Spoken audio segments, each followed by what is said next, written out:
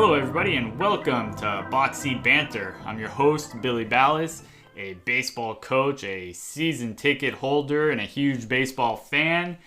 Joining me today is Dimitri Dorlis, formerly of Bruin Nation, currently of the Mighty Bruin, writing about the UCLA Bruins, but his love of sports extends farther than just UCLA. He's a huge LA Angel fan. I almost called them the Anaheim Angels. I guess I could see you holding it in, like you were so close to saying Anaheim. Yeah, we'll get to that in a moment. Dimitri Dorlis, you can find him on Twitter at @ddorlis, and you can see his takes on UCLA at the Mighty Bruin. But yes, we are talking about the Angels today as we're broadcasting from the Big A. Dimitri, welcome to the show. Thank you for having me, Billy. I'm excited to talk about the Angels. They're a fascinating franchise for people outside and from the inside the Angels bubble. It's just depression 24/7, but fun depression. Yeah, so they began play back in '61, originally as the Los Angeles Angels, the same name as the old Pacific Coast League team, and then they became the California Angels in September of '65. So an odd name change, like mid-season.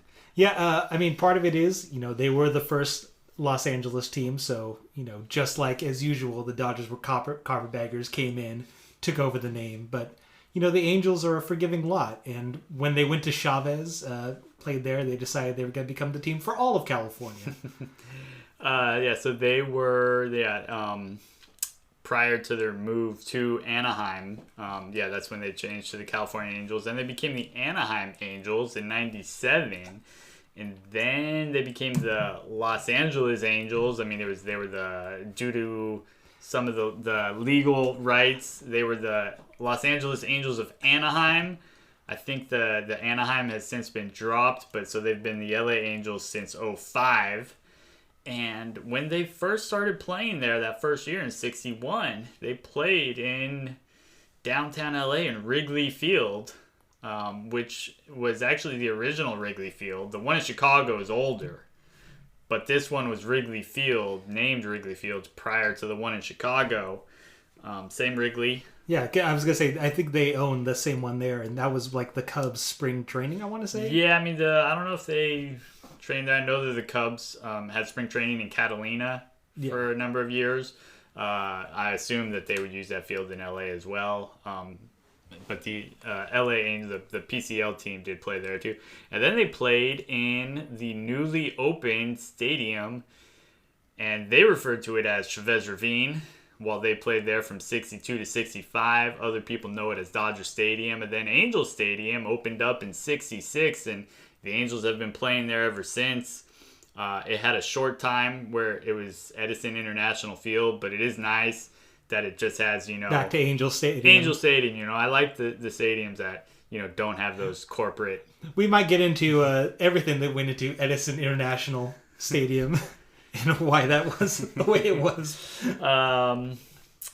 So they, in this time frame, so in the past quarter century back to '95, they've got 6 division titles, 04, 05, 07, and 08, and 09. So a nice stretch there. And then again in 2014. And then they won the wild card in 02. That was the only year that the Angels have won the pennant, and they made it count. They won the World Series there in 02. They had a real solid stretch there in the first decade of the 2000s. Yeah, and I think we'll talk more about that 2002 World Series run because, I think Angel fans in particular have a lot of strong feelings about that team, but that early 2000s was a super strong era. Some of the best teams in the league at that time were in Anaheim. Mm-hmm. Yeah, and so they got that title in 02, and they have not kept it up as we've continued on this decade. But yeah, we will talk about the past 25 years, and they have a lot of highlights there as we get through this podcast. Dimitri, this week we are talking about the Angels, but last week we talked about the Mariners on the program, and the trivia question about the Mariners was who was the first Mariner to start a postseason game, and who is the most recent Mariner to start a postseason game. Pat Dillon, he had a couple guesses. I forget who his guesses were off the top of my head. I will say he was incorrect on both of them. Before I reveal the answer, Dimitri, do you have a guess on either of those? The first and most recent Mariner to start a postseason game? Not really. I knew the first one wasn't Randy Johnson, specifically because he starts that one game play-in against the Angels, where they winner takes that division.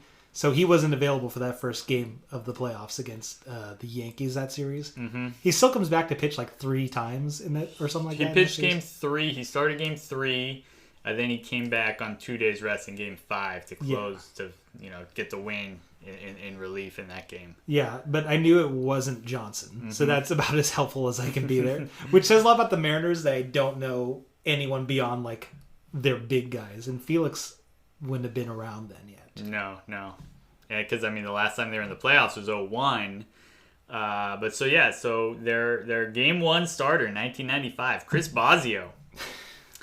And the pitcher who started Game 5 in that 2001 ALCS when they won 116 games that year, but the Yankees beat them in 5 before the Diamondbacks knocked off the Yankees in a incredible 7-game World Series. It was Aaron Seeley who got the nod in Game 5. So, yeah, he was that Mariner team actually. One of the reasons why that 2001 team was so good was the starting pitchers. The whole team in general stayed very healthy. They only used 5 starters the entire year. Now that brings us to this week's trivia question about the Angels, and I think a theme of this episode might be just the continuity that the Angels have had in this quarter century. Because as I looked back, they've had, 1, 2, 3, 4, 5, 6 different players who have made at least 7 opening day starts at a single position. So that's not counting multiple, it has to be at a single position. So Erstad's almost off this list. So yes, I wasn't, I was trying to say it without saying his name. So yeah, because he started in first base, I think left and center.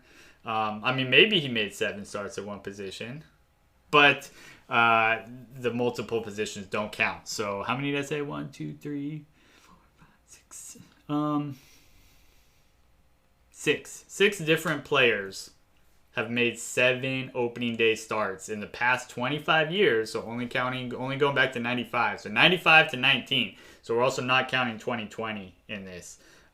Who are those 6 players and what positions did they have those opening day starts at? You have a lot. I think there's some they're obvious. You have Trout in center field, Howie Kendrick at second base, and even before him, Adam Kennedy was there for a long time. That I would almost say he's pretty good there.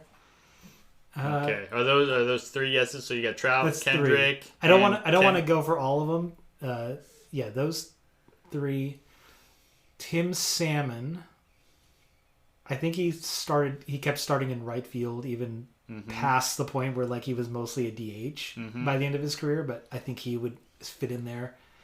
And I think one more I will throw out there would be Benji Molina behind the plate, because Benji was just there a long time. Okay, so there's 5 guesses. You don't want to throw one? Just throw another guess out there for 6. One more. If I had to guess, did Guerrero play long enough? He might be the one guy in right field I would think of. Okay.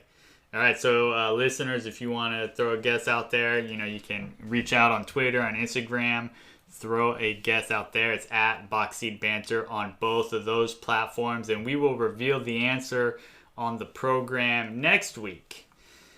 The Angels, continuing with that continuity, Gene Autry was the original owner of the franchise. He owned it from its birth in 1960 before they started playing in 1961 until his death in 1998. Then his wife, Jackie, took control of the team, but then she sold it shortly thereafter in 99. And Disney then bought the team, who's got a huge presence in Anaheim. Disney owned the team from 99 to 03. And then Moreno, good old Artie Moreno, bought the team in 03.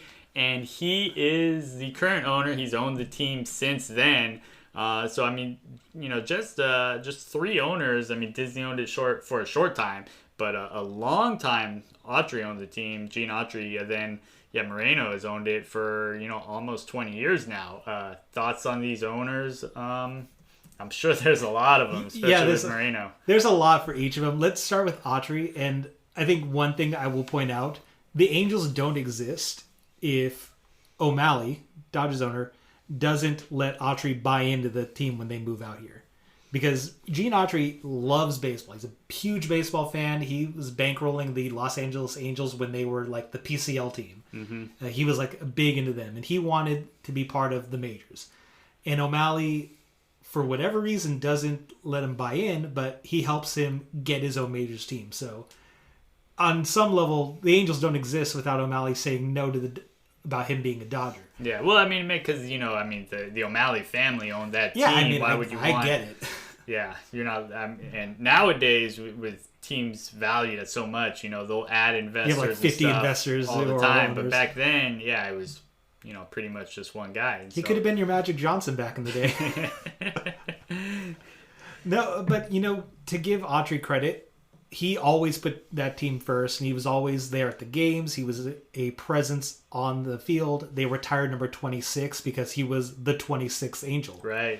He's a huge factor. And even when you go, you look at that 2002 World Series, his wife is in the box there. They've got the picture of him up there. And I'll get into Disney in a second, but Gene Autry eventually dies. Patty Autry decides she doesn't really want to continue owning the team. She recognizes that she's not capable to do so, and so the city of Anaheim's essentially trying to help them get someone new in there.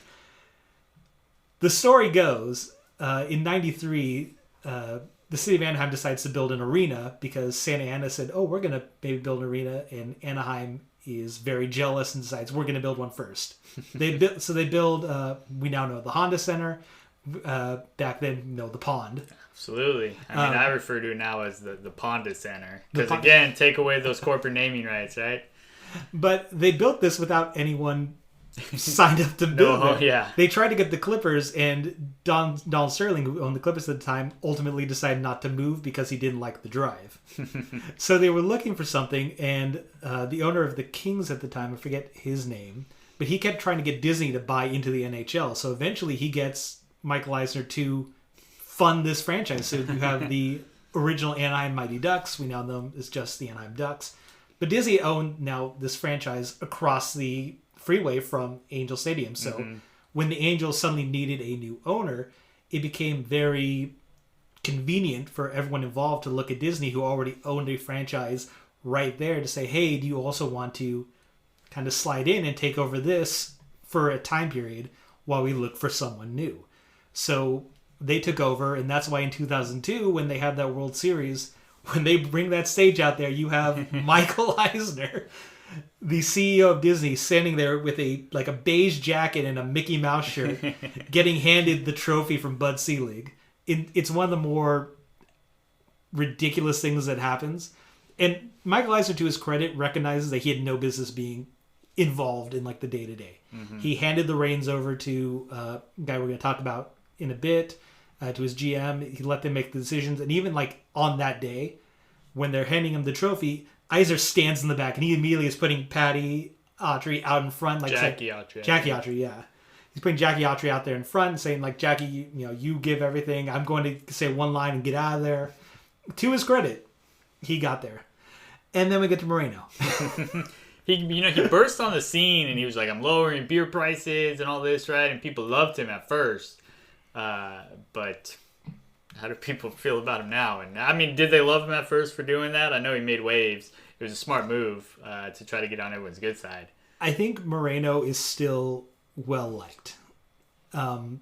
Besides like the Angel Stadium and the experience of going to Angel Stadium, it's still one of the best ones in baseball. You know, prices are cheap all over. Even like parking, it's like $10 to get into park. You can get tickets pretty cheap. They still end up with like, I think 2019 they still ended up 5th in attendance, despite that team being not very good. Mm-hmm. So like they're still able to get people in there, and I think a lot of that is because fans recognize even when the team is bad that Moreno is an owner that's going to try. You know, you talk about like the beer prices, but that 2005 is also, hey, guess who we brought in? It's Vladimir Guerrero. Mm-hmm. And then we start signing like Torrey Hunter, we start Bartolo Colon, like all these guys that kept getting signed. So there was an understanding that Moreno was going to continually try to put money into that team and be one of those owners who isn't going to try, like he wasn't going to be like the A's who were big at the time. Right. You know, he's always going to try and put that money forward. Mm-hmm. So I think that bought him a lot of leeway with fans, because even to this day, like you see last offseason, that team wanted to make a big signing. They went out and got Anthony Rendon, who was the best position player available. Mm-hmm. So even though like they missed these things, like Moreno's still willing to spend money. And more importantly, he's locked into Anaheim, especially now that he's bought the area, he's bought the stadium and the land. He wants to build a new stadium out there. You know, I think the people of Anaheim and like Angels fans are appreciative of that, because he's still sticking with, you know, it might be the Los Angeles Angels, but they are Anaheim. Yeah. How do people feel, since we're talking on him, I think he was the one who changed the name. How do people feel about the name change from Anaheim to LA? I think it's annoying. I think a lot of Angel fans recognize that it was a branding decision, and Angel fans, I think, considering what goes on like in the environment of Anaheim in general, understand branding, because we have Disney right there. Right. And we're used to the team being like co-opted for branding stuff. If you look at like the logos when Disney took over the team, they did the Wing Day, all that kind of stuff. So they're used to having that kind of stuff. Mm-hmm. I think they're annoyed that they're no longer the Anaheim Angels, but they're understanding, and the team itself doesn't really use the Los Angeles stuff. Like they call themselves the Angels or the Halos. Right. So. Yeah, it seems like both, you know, the city of Anaheim and the city of LA don't really like them being called the LA Angels, because I mean they're two completely separate cities. They're not exactly close to each other. It is kind of odd. It's kind of funny too, though, that nobody cared when they were the California Angels, which is this huge region that had 4 other Major League Baseball teams. Hey, Fresno was pumped to have a team to represent. You know, they're the California Angels, and nobody cared. But then now when they go to the LA Angels, which was their original name, people throw up a bunch of complaints and stuff. So it is kind of funny. But yeah, Moreno, definitely a lot to talk about in him, both good and bad. We could spend a whole episode, I think, talking about Moreno. We could, yeah. Because you have the good signings like the Guerrero, and then you have like the Josh Hamiltons of it all, and the Vernon Wells trade and stuff like that. Yeah. And so speaking of, those signings, we'll segue right here into the GMs. In this period, the GM from 94 to 99, Bill Bavasi, we mentioned him on the program last week, son of former, great GM Buzz Bavasi. So Bill Bavasi was the GM from 94 to 99. Then Bill Stoneman had a pretty long stretch from 99 to 07. So he was the GM for that World Series winning team. And he's that guy that you said, Michael Eisner, right. Just handed it to him. Stoneman makes the hire of Scioscia, and it's great from there. One guy who is not like a GM, but you need to talk about when you're talking about Bill Stoneman, is Director of Scouting Eddie Bain, who comes in, I want to say 2004, and is there to 2010. And he's kind of what helped them continue, especially like that later stretch, because he kept getting all these really good guys into the farm, and the Angels were able to like trade them away for guys, or were able to make those lasting picks count. And his last draft that he was in charge of is the one that gets the Angels Mike Trout. So right. You got to do a lot. Big hat tip to Eddie Bain for helping Stoneman out a lot. Mm-hmm. And yeah, one of the things you mentioned there was that Eisner hired Stoneman and let Stoneman do his job, which some of these other GMs doesn't feel like they've had that backing from their owner. Like I said, we could talk about Artie Moreno all day if we want. So as we move along here, after Stoneman's tenure, Tony Reagan's, and he was the GM from 07 to 11. I think he was the one who drafted Trout, right? Yeah, he's the one who drafted Trout. He's also the one who... he was an assistant GM under Stoneman. So when he got promoted, when Stoneman retired, and it seemed like a lot of like continuation, we could keep the good times rolling. And for a while it did, but it became very clear that Reagan's didn't have the same eye that Stoneman did and wasn't as solid of an operator. Especially that Vernon Wells trade.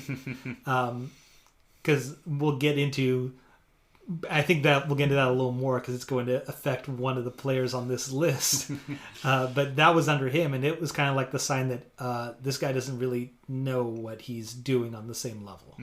Then Jerry Dipoto was the GM from 2011 to 2015. He's now up in Seattle. Billy Epler came over from the Yankees. He was assistant GM there. He was the GM from 2015 to 2020, but he was let go, and they just recently hired Perry. What did we decide on his name? Manassian. Perry Manassian. So he just took over. He came over from Atlanta, and he's got some work to do this off season. So any other thoughts on Dipoto, Epler? Dipoto got the nickname Trader Jerry, right? As when he was with the Angels, because he made a lot of trades, but they were all like marginal trades that didn't really do anything.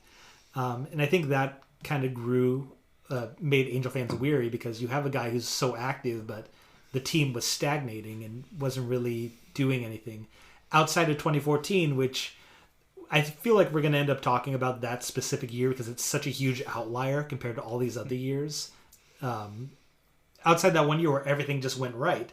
Other than that, he's like making marginal trades, and I think it grew tiring for the team. Same with Epler. Epler had a task. If he comes in, the farm system is completely wiped out from Dipoto. And from just not getting drafts right. He did a decent job. He kind of rebuilt it so the Angel system's kind of middle of the road now, which is much better than where it was, but at the same time, you want to win at the majors level, and Epler never could figure that out. And then you get Manassian. So far, I mean, he's been on the job for a few months now. He's made a couple trades that are good. He's obviously got this one big hole he needs to work on. Yeah, and we'll see what he can do, but there was just a flurry of moves over the past couple days. So maybe the dominoes will start to fall now, and we'll see if they make any moves and acquire some arms to help out. And now let's take a look at the field. I've got some little facts about some of these managers. See if you can identify the manager. This guy, he has, aside from managing in the big leagues, he's also been a coach for Team USA as a pitching coach and a bullpen coach. He helped the 2008 Olympic, the U.S. Olympic team, to a bronze medal as its pitching coach. Do you know who that would be? No. No. Their manager from 94 to 96, Marcel Latchman. Then moving along, this manager, he attended Eastern Michigan University, where he led the team in stolen bases each year he played. He helped lead them to the NAIA national title in 1971, where he was named the outstanding defensive player of the tournament.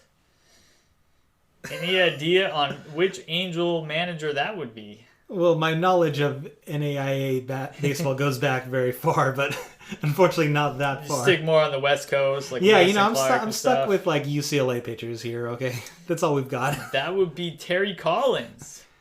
Managed the Angels from 97 and 99. I'm skipping some of their like interim managers here. Oh, but there's one you got to talk about. We'll talk about. Yeah, he's coming up. Now this next one, okay, here's an easy one. This manager has twice voiced himself on The Simpsons. Oh, that would be one Mike Scioscia. Yeah, and he had a long run there. So he was the manager from 2000 to 2018. And both Terry Collins and Scioscia, have long Dodger ties. Scioscia was the Collins. I don't know if he played in the bigs, but he was a minor leaguer with the Dodgers, and Scioscia, of course, played his entire career with the Dodgers. I think after he had a couple stints with other teams, but never in the bigs after his career with the Dodgers. But he had a long, successful career there with the Angels, especially that first decade. He was there, won their World Series title. Their next manager was drafted in the 47th round of the 1987 draft, and he played longer than any player drafted ahead of him that year, if Wikipedia is to be correct on that. Wikipedia has never lied. I glanced at it a little bit.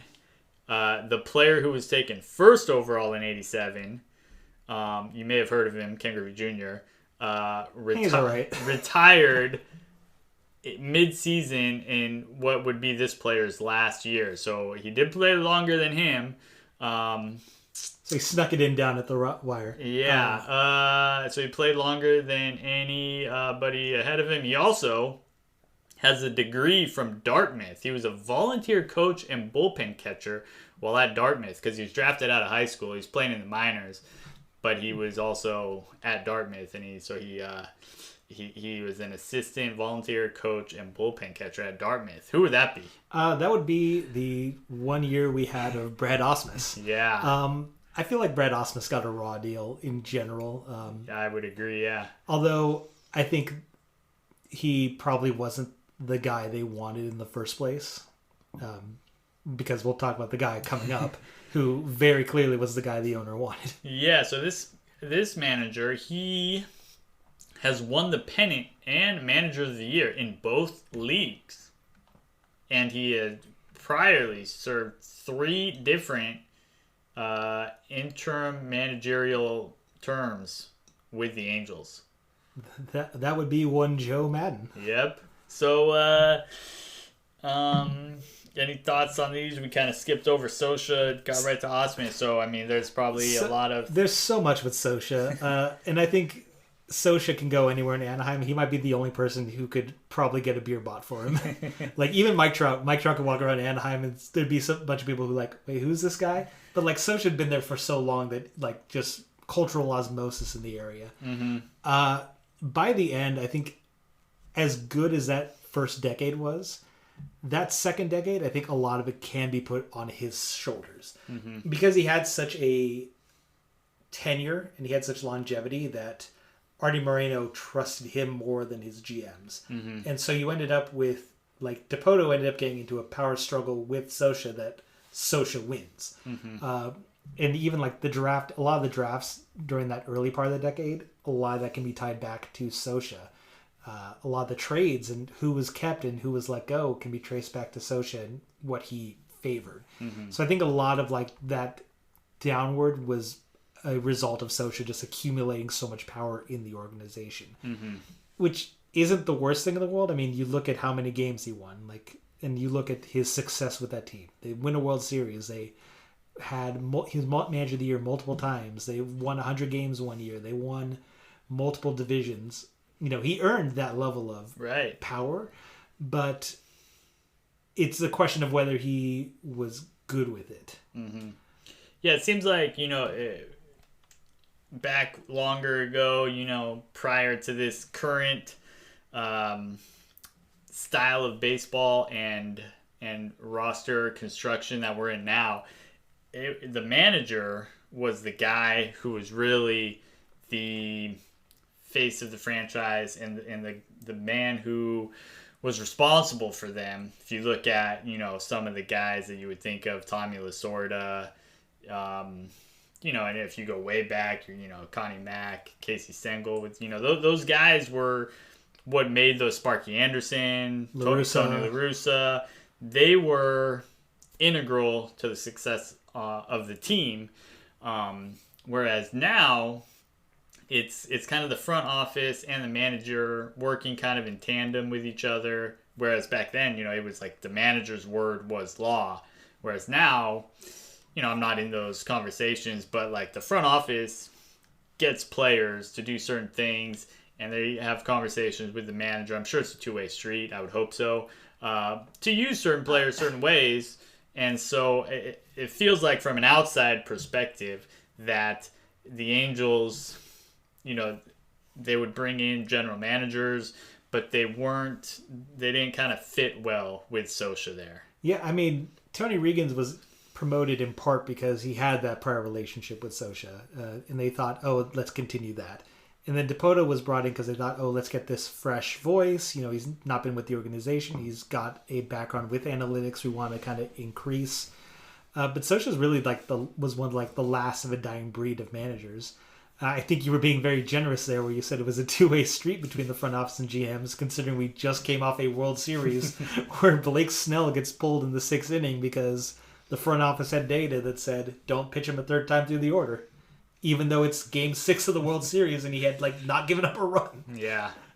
So yeah, it is, and we'll see. I mean, Maddon is a guy who's embraced the information. He's also big on the mental game. He was very successful there in Tampa. Had a good run there initially in Chicago, but then it seemed to kind of wear out his welcome there. I don't know if his act got tired with the players, but now he's back home in Anaheim. He was a long-time coach in the Angels organization. He was the bench coach there under Scioscia when they won it in 2002. And so he's back home in an Angels uniform. Just 1 year so far, but we'll see what he can do there. Yeah, I feel like it was always destined for Maddon to come back. I mean, you have the story of when they won the World Series with the Cubs, and Maddon's sitting there out on the field, and he's holding an Angels hat because that's what his dad gave him. And, it always felt like if the situation arose, that the Angels would go and make sure Maddon was brought back home in some capacity. That's why I feel like Ausmus got a raw deal because it was very clearly Artie Moreno wanted to bring Maddon home. He was good friends with Maddon. He had been very, not public because he didn't want to get fined, but he was very profuse with his praise of Maddon.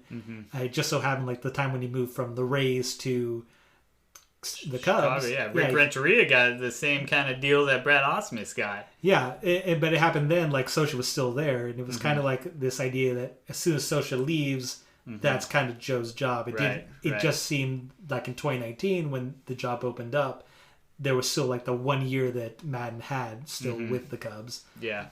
I think Maddon's a fine coach. I think he's very much a player's coach, but he does a good job of marrying kind of more the old school Scioscia feel of the game with the more analytics driven approach that a lot of organizations have nowadays. I think it's a time will tell kind of thing. I think he is very good at relating to players. All right, and so now it is just time to talk about those players. All right, let's talk about this Angels roster that I've assembled, and a quick reminder for the listeners.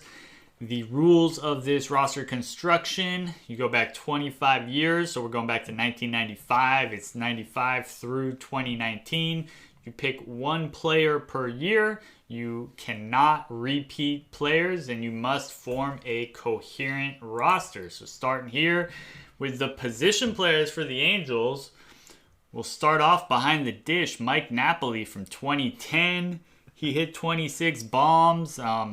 Not a great batting average or on base percentage, but his OPS plus was 115. Struck out a bunch, but kind of feast or famine. He was worth 2 wins that year. At first base, I took an abbreviated year. Switch hitter Mark Teixeira. They acquired him in a trade in 2008, and you could not get him out after they acquired him. And he had, fewer than 200 at bats, and he was worth 3.7 wins above replacement. 13 bombs. He hit 358, 449, 632, OPS plus of 181 when he was there. I know in a prior episode talking about Manny Ramirez, it's actually the same year that the Dodgers acquired Manny, and Manny was unbelievable for them after they acquired him. Teixeira, you could make a similar argument for him and the importance of him to that Angels team in 2008. At second base, Randy Velarde. Nice with the glove. He was worth 1.5 wins with the glove, 4.2 wins overall. He had a decent speed. He could swipe a base. He hit 306, 383, 439. So not a lot of pop, but good on-base skills. Over at third base, Troy Glaus from 01. He was worth 5.2 wins, hit 41 bombs, drove in over 100. And he was an all-star and a silver slugger that year. And then rounding out the infield, we've got Simba, Andrelton Simmons from 2017, his career year. He was about average with the stick. Stole 19 bags, hit 14 home runs, 38 doubles, but just unreal with the glove. He was a Gold Glove winner that year. He was worth 5 wins with the glove. And, he's kind of the more modern day Ozzie Smith. What do you think about this infield and catcher that we got here? There's a lot with this infield. Let's get Teixeira out here quickly. It says a lot about the Angels that your best pull, and it's a good pull like Teixeira, but it's a half a season of Teixeira. First base has generally been like a barren wasteland for the Angels. You could maybe pull Pujols in 2012. Like that would have been the only one that I'd say like maybe, or like Kendry Morales' 2009. Those are like the only ones that are kind of there. But the Angels had Scott Spezio there. Darren Erstad would play there a bunch, among other positions. But Teixeira came in that 2008 team that was already a very good team, and he kind of put them over the top. That was the year they won 100 games. That was like their big year. Unfortunately, didn't go anywhere past that. They ended up losing to their eternal nemesis, the Red Sox, in the postseason. But Teixeira was just fantastic. The Angels really wanted to keep him, but he ended up signing with the Yankees that offseason and became the Mark Teixeira we all know now. Mike Napoli. It says a lot that Mike Napoli is also on this list as the starting catcher, considering he was splitting time with Jeff Mathis, noted non-hitter. And it says a lot that you have his 2010 because he gets traded that offseason in the Vernon Wells trade. Because Mike Scioscia decides that he wants to keep Jeff Mathis over Mike Napoli.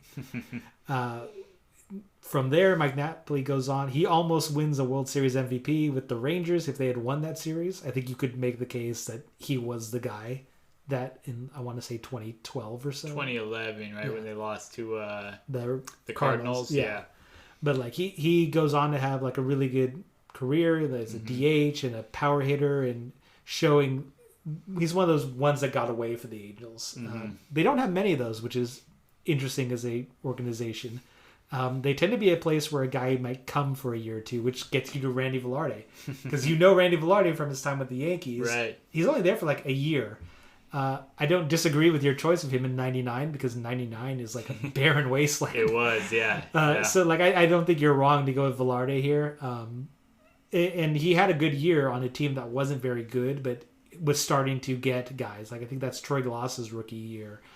You still had Salmon around there. So you still had some guys that year. And then Simmons. Well, actually, let's get to Glaus first. Troy Glaus was really like the only third baseman of major note for the longest time. And he was just so good. He was a power hitter. He was solid with the glove, so you didn't really have to worry as much at the third base as you would at some of the guys. And he really anchored that team. He's a guy who left the Angels after 2003. Didn't really have much of a career after that. He kind of bounced around a few places. Never saw the same success he had with the Angels, but he was a guy who was in the right place at the right time. You have his 2000, right? 01. Yeah, I couldn't get his 2000 year, which we'll get to in a moment. Yeah, but he was ridiculous that year. Even in 2002, he was very, very good. I will say... World Series MVP in 02. Yeah, exactly. I will say, if this goes on a few more years and you're redoing this list, I have a very good belief that you won't see Glaus on this list. Because... Well, if you do, something's gone terribly wrong. Yeah, if he's there, then we have another Pujols situation, which then I need to just abandon all hope. And then you get Simmons. Simmons, I agree, he's the modern day Ozzie Smith. And that year, that 2007, was like the year where he kind of put it together at the plate. Mm-hmm. Like you said, he was average at the plate. Like he had maybe his best offensive year. He was, I'd say, above average, but his work with the glove, like your 5 wins just defensively, that's ridiculous. Unreal. So you just put like an average offensive player there. He's instantly one of the most valuable MVP players. candidate, yeah. Yeah. It's sad that like the last few years he's had an injury history to the point where the Angels have kind of decided to move on. But he was appointment viewing, even like when the Angels are pitching, because the Angels don't have great pitchers, so there's probably a good chance the ball's getting hit in play. And if it's anywhere near Simmons, he's got a good chance to make a highlight play on it. Absolutely. And now as we move along from the infield to the outfield, it makes sense to start with this guy because he moved from the infield to the outfield, I think back to the infield and whatever. But Darren Erstad, former punter for Nebraska, I got him in 2000, and I mentioned, Teixeira not being able to get him out in that year after the Angels traded him. But Erstad in 2000, you could not get him out. He led the league in hits with 240 hits. He hit 355, 409, 541. He was a Gold Glove. He was an All-Star, Silver Slugger. I don't know if it was before or after this. He won a Gold Glove at first base. Yeah. So he's won them in both. Just ridiculous. In the infield and the outfield. So if you're watching a college football game and you think the punters are not athletes, Darren Erstad will prove otherwise. And then in center field, there's one obvious choice here. The only question is what year are we taking for Mike Trout? And I'm taking 2016. There's pretty much any year that he plays would be appropriate. Just roll the dice. 2016, yeah, he led the league in WAR at 10.5, scored 123 runs, which led the league, walked 116 times, got on base at a 441 clip, had an OPS plus of 172. Those all led the league. He was the MVP, All-Star, Silver Slugger. He hit 29 home runs, swiped 30 bags.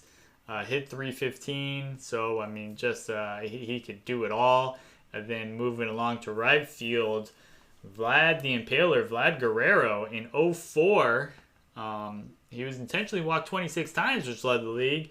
He was an All-Star and a Silver Slugger that year. Hit 32 bombs, drove in over 100. And at DH in 95, I may have cheated here, I forget. But I put Tim Salmon, 95, he was worth 6.6 wins. He played primarily right field. He did DH as well. Hit 34 home runs, drove in over 100. So a lot of pop with these guys. Erstad, Trout, Guerrero, Salmon. All of them over 25 home runs. All of them drove in over 100. So this is really where you get a lot of offensive output on this squad. Yeah, the Angels have been lucky that they've had a lot of really good outfielders. You'll include Salmon in this list because he played a lot of outfield. He's still playing outfield even in that World Series year where he's getting on in years. But he's primarily moving over to DH at that point. But you look Erstad in that 2000, he's ridiculous there. But if you look at the team, go by year. It's here's the year where Erstad is leading the team in right field, or here's the year he's leading the team in left field. This year he was the first baseman and led the team there. You could plug him anywhere. He did it all. He was kind of the perfect player for the Angels, and it's appropriate that he was the guy who caught that last out in that 2002 World Series because he really epitomized who those Angels were. They were scrappy. They were tough outs. It was just impossible to pitch to them. Mike Trout, he's all right. But Mike Trout, I think, is that one of his MVP years? Yeah. Yeah. Mike Trout is lucky that he plays in a time where baseball writers have started to figure out that being a good player on a playoff team is not the be-all, end-all of MVP. Right. Because he is essentially almost like the Jordan of baseball. His one downside is that baseball is a 25-man roster. Yep. Where you can be the most dominant player at one position, but you're not the guy pitching. or you're not the guy who's hitting every single time at bat. Mm-hmm. It's much easier for a LeBron James to dominate the game. Right. Even in football, it's like a Tom Brady can dominate the game much easier than Mike Trout can. It's the same thing with like the Dodgers. Kershaw, for years, like the best pitcher in baseball. But there's only so much Kershaw can do. He can't go out there and get all the hits. He can't go out there and field. So it's much harder. And so the Angels, they have a solid building block with Trout, and he's putting up career numbers. And, I'm going to say something controversial, but, people who know me say they understand I'm willing to throw myself out there and take risks. Mike Trout is going to be an Inner Circle Hall of Fame guy. I think that one, I'm taking a risk on that one, but, that's kind of where he's at. And it says a lot about the Angels that they haven't been able to surround him with even just enough talent to make the playoffs consistently. Mm-hmm. And then you get to Guerrero. I think that's his MVP season, 2004, right? Did he win that year? I don't know if he won he won that year. Because that's why he has that ball cap in Cooperstown is an Angels at and not an Expos at. Because his numbers between Montreal and Anaheim are very similar. Mm-hmm. But he won that MVP in Anaheim. And when he came over, he was treated as royalty. And yeah, I pulled it up right now. That was his first year. Mm-hmm. He wins MVP that year. The next year, he finishes third in the voting. And he will finish third a couple years later. Mm-hmm. But he was treated like royalty in Anaheim. And he constantly repaid that back. And what I will say, defensively, you look at those three. Erstad's a fantastic defensive guy. Trout gets knocked for his defense. I don't think Trout's very good defensively. I'll go on the record and say that right now.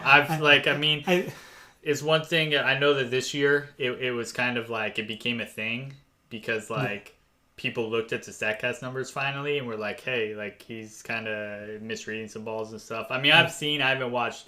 I don't watch every Angels game, but I've seen him play, and I haven't seen... He's done certain things well.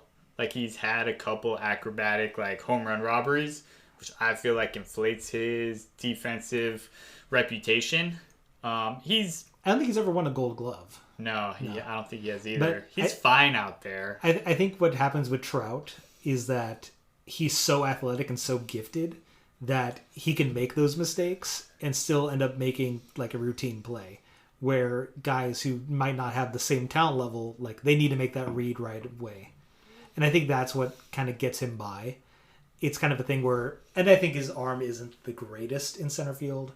Their guys are definitely better there. Mm-hmm. I think he's maybe not rated as well by that stuff, but he's a fine defensive center fielder. The Angels have better ones in their farm system right now, but in a perfect world, they'd move Trout to right field and watch him just get Gold Gloves every year. Mm-hmm. And then Guerrero, I don't think he ever got recognition for being a great defensive right fielder. Just that cannon of an arm. Yeah, just that arm though. You still he might not make the right play, but you're not running on Guerrero. Mm-hmm. So it's an underrated outfield defensively. Mm-hmm. And all this skips over Tim Salmon, who is Mr. Angel. Mm-hmm. He's the guy who, longtime Angel fans, you'll think it's Jim Fregosi, and then it's Tim Salmon. They're your two big guys. And so to see he was still on the team for that 2002, it's a similar situation to Ryan Zimmerman with the Nationals that year. Yeah, that's a good comp right there in terms of, guy who's with the organization a long time. He could have left at any point, more money or a better chance of winning, but he stayed with the organization. To see him get that career validation of getting that World Series was such a huge moment. Mm-hmm. And like you said, he's a fine defensive player. They're probably going to retire his number. It's been, as soon as he retired, they haven't used it anymore. This is number 15, so I assume that's getting retired soon. But he is essentially the Angels in so many ways. He still does promos for the team. He still does the shows, all that stuff. Does he do the post-game, does the post-game, pre-post-game. He's still around the organization. He's a guy that will always be Angels baseball. Yeah. So to have him on this list is good representation of that. And as we move to the bench here, we've got Sean Fagans, his career year in 2009. He led the league In walks, he walked 101 times. Also led the league in getting caught stealing bases. He got caught 17 times. He did steal 42 bags. Not a lot of pop, just 5 home runs, but he got on base at almost a 400 clip, 298, 395, 393, triple slash.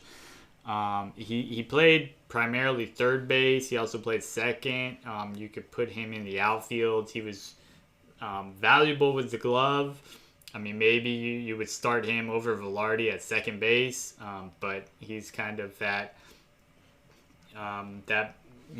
modern, jack of all trades position player that you see a lot more frequently. That utility guy now that Ben Zobrist kind of popularized. Sean Figgins was doing that. It's like the proto Zobrist. Yeah. So he's a very versatile bench piece. Again, you could maybe start him at second most days. David Eckstein in 02. Not a lot of pop. Not great arm strength there at shortstop, but just a guy that will do whatever it takes to win. And I think the two stats that really exemplify that are he led the league in hit by pitches at 27, one of my favorite things. He also led the league in sack bunts with 14. So not a selfish guy. He'll do whatever it takes to win a ball game. And he was good with the glove, even with that, not the strongest arm. He was worth 1.9 wins with the glove. In the outfield, we've got Jim Edmonds from 97. Hit 26 home runs that year. Won a Gold Glove in center. And the backup catcher, Chris Iannetta from 2012. If Mike Napoli is starting with his WAR of 2, Iannetta's the backup with a 1.4 WAR. He hit 9 home runs. He was slightly above average with the stick, slightly above average defensively as well. And that's the bench, although we will have one other contributor to that bench that we'll get to shortly. But what do you think about these bench pieces? I want to start with Iannetta really quick because I think you said it during the Rockies one. But if Chris Iannetta's in your top 2 at catcher, then he's a fine player, but something's gone terribly wrong for you as an organization. And I mean that's the Angels in a nutshell. They drafted, I want to say, pick catchers in the first round 3 years in a row, and then immediately ended up moving them to corner infield spots, the outfield. None of them could stick. Iannetta was fine for the Angels. He was a good, solid, dependable player, but that's kind of who he is. Yeah, in 25 years, you want to try to find guys that are better than Napoli and Iannetta. Yeah. David Eckstein and Jim Edmonds, 2 guys who would go on to find more success with a certain other organization, the St. Louis Cardinals. I think Eckstein wins a World Series MVP with them. Yeah. Was Edmonds on that team still? I think he was. He was there for a while. Yeah, both those guys came up with the Angels, eventually would get moved over,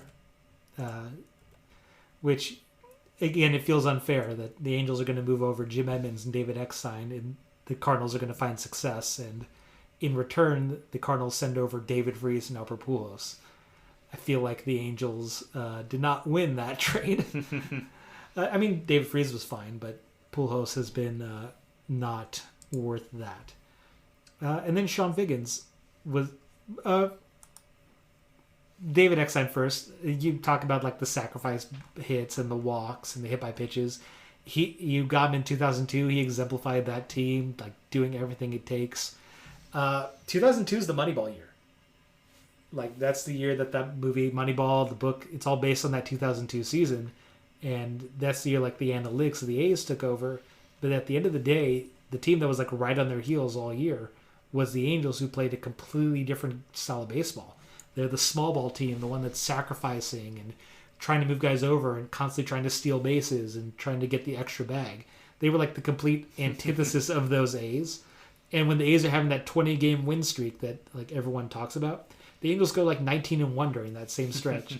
The A's weren't able to expand on that league, and so at the end of the day, the Angels were able to manufacture the runs, and that's what gets them that World Series. And Eckstein just exemplifies that team. And then Sean Figgins is just a fantastic player, at least when he was with the Angels. It didn't work out for the Mariners, who I think signed him right after, and it just went downhill. But when he was with the Angels, Mariners didn't have success signing guys after career years in yeah, Southern California. weird how that happens. But Sean Figgins, like you said, he played all over the field. I think if you look up his stat, like what he did, you'd see him almost at every single position except for like maybe first base. Like he'd play third base primarily, but you could slot him in at shortstop, second base, any of the outfield spots. He's just a do-it-all guy. He's a guy that if you're like putting together a bench, he's like the first guy you want to think of because you can pop him in there, and speed. Yeah. He was on that 2002 roster. He got called up at the end of the year as a runner, and he scores the game-tying run in that Game 6. So he gets brought in for Tim Salmon and goes first to third on Barry Bonds. And a ball hit 2 Barry Bonds in left field. He takes third base on him. Yeah, I've seen that before. Yeah. All right, so those are the position players. Now let's look at the pitchers. We'll start off here with the lefty, Chuck Finley, in 98. He went 11-9, had an ERA of 3.39, well over 200 innings, striking out almost a batter an inning. He was worth 7.1 wins. Bartolo in 05 went 21-8, led the league in wins, had an ERA about 3.5. He was a Cy Young winner that year. I think if they could go back and do it again, I think that was the year that people say Johan should have won clearly. No, but disagree. The voters fell in love with those 21 wins. John Lackey in 07, he had that great postseason his rookie year in 02, but he was a reliable starter for the Angels. In 07, he went 19-9, led the league with a 3.01 ERA. Led the league with 2 shutouts. Also led the league with an ERA plus of 150. He was an all-star that year. Jared Weaver in 2011. He went 18-8, ERA of 2.41. He was worth 6.9 wins. He was a workhorse, 235 and 2/3 innings. He was an all-star that year. Rounding out the rotation, Garrett Richards from 2014. He made 26 starts. He went 13-4. He kept the ball in the yard, and he struck out about a batter an inning. So that's the rotation. I don't know. It's doesn't really have like a true star, but it's got a bunch of solid guys. Yeah, I mean, you have Chuck Finley on the back end of his Angels career, especially because we're cutting off at like 95. You look at his earlier numbers, like a multi-time All-Star, 96. You have his 98. Yeah, like he made the All-Star team in 95, 96, but he was a Cy Young guy in 1990. Like he was like up for that one. And you look at like his earlier things. 98 was like the last year that he was able to put together a good season, and so you'd like to see him on there, like just representation wise, because he was the Angels like starter for almost over a decade there. Mm-hmm. Yeah. So he's a good guy to have on there. Bartolo Colon might be one of my favorite baseball players of all time. He's a sign that it doesn't matter your body type. If you know what you're doing and you have mechanics and you try hard, you can succeed. He wins the Cy Young that year. Well, Bartolo also, he's a soft body, but the dude's a phenomenal athlete. Yeah. If you look at, like you said, his delivery, the repeatability of his delivery, his flexibility, off the charts. He's not gonna, appear in the body issue of the ESPN the magazine. Maybe he should. But he is a tremendous athlete in terms of his body control and everything. We saw it when he threw like 38 strikes in a row. That one time when he's pitching with the A's, I think. Yeah, and he still had a long career. Yeah. And that says a lot. He used to throw Ched. People like nowadays, they watch him throw. They think about like the late career like Mets Bartolo Colon, where he's like kind of more of a soft like control guy. But back in this day, because this I think is like him coming right off those Indians teams. Yeah. Bartolo Colon, just fantastic player, one of my all-time favorites. John Lackey, I think the phrase is John Lackey is an a-hole. He is a guy who rubbed every single team he played against the wrong way.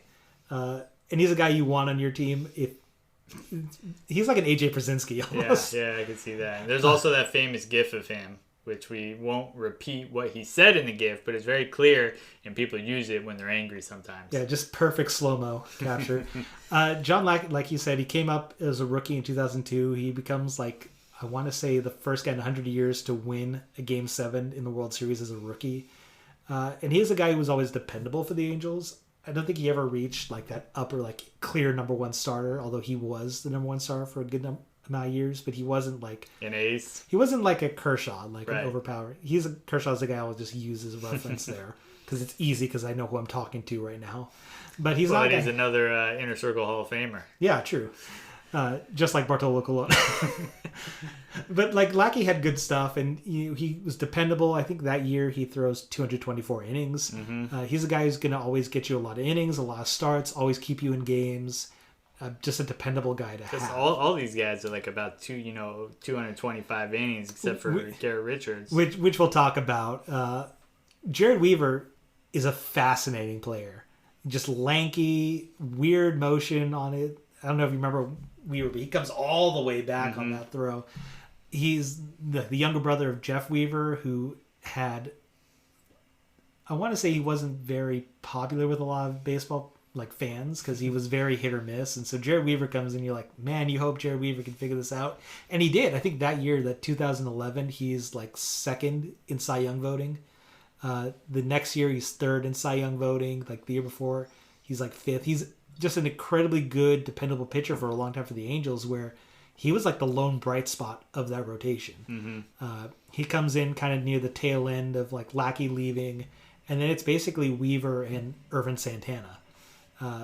And Weaver was the guy who stuck around because Weaver was, in a way, like Tim Salmon. He took like the hometown discount to stay with the Angels, where he could have gone like 100 millions more on his deal, but he signs for like 85 million or something really low. Local boy, Long Beach State product. Yeah, you love to see that, especially like when you're drafting a team. I feel like you want to always have like the hometown guy who does good. Like if you're a Minnesota fan, you always want to see like a Minnesota player who comes back. Oh, yeah, Joe Mauer, local boy there, yeah. So Weaver was that. He was the local boy who comes in, essentially kept the franchise afloat for a number of years. You like to see that he got that one last shot at the postseason in 2014 when he was kind of on the tail end. And he like falls off kind of near the end of his career, but it's a strong career when he had there. Yeah, no doubt. Yeah, and then Garrett Richards, so we can keep going. Garrett Richards is fine. I think that 2014, I want to say that's the year he gets hurt. The next year he gets hurt, and it kind of like just kind of tails off. I think he was okay this year with the Padres, but he never really lived up to what his potential was with the Angels. Yeah, he showed flashes. And when he was on the mound, the ERA just over 2.5. That's over, almost 170 innings, enough to qualify for the ERA title.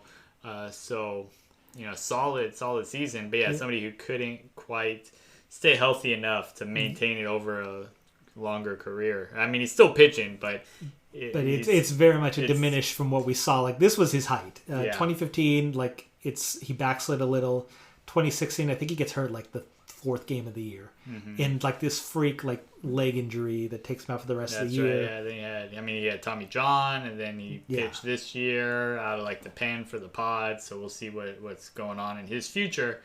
And speaking of pitching out of the pen, we'll start here with. I guess there's a few closers that come to mind with the Angels, and we'll start with Troy Percival. Percy, 96, he was worth almost 3.5 wins. And when you're talking about wins above replacement, I mentioned it before in prior episodes, but it's not like the be all end all. It's not a perfect stat. There is no perfect stat, but it encompasses the most. But it's also a counting stat, and so relievers aren't able to accumulate as much WAR because they don't accumulate as many innings. But to accumulate 3.4 wins as a reliever is, very impressive. He had an ERA 2.3. He saved 36 games, struck out 174 innings. Brendan Donnelly in 03, also worth 3.4 wins, had an ERA just over 1.5, was not their closer that year. He saved 3 games, but he struck out just over a batter an inning, 79 strikeouts in 74 innings. Then we get to K-Rod, Francisco Rodriguez in 06. Not the year that he set the save record. I think that came in like 08 or something. Yeah. When he saved like 60 something. Some ridiculous number of games. But this year he was worth 3.7 wins at an ERA at 1.73. He did save 47 games this year. Struck out 98 in 73 innings. Good for 12.1 Ks per 9. Love those punch outs, especially for the relievers. Lefty, Cesar Ramos in 2015. He was worth 1 win out of the pen. Had an ERA 2.75 in 52 and a third innings. Dane De La Rosa in 2013. ERA under 3 in 72 and a third innings out of the pen. Hansel Robles from 2019. ERA of about 2.5 as he saved 23 games for the Halos. Again, struck out about a batter an inning.